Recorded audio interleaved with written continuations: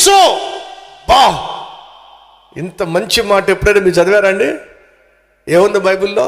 యవ్వనుడా నీ ఇష్టం, నీకు ఏం చెయ్యాలనిపిస్తే అది చెయ్యి. అక్కడితోనే ఉంటే ఎంత బాగుండేదో. ఆ తర్వాత ఇంకొంచెం ఉందో చదువుతాం రండి.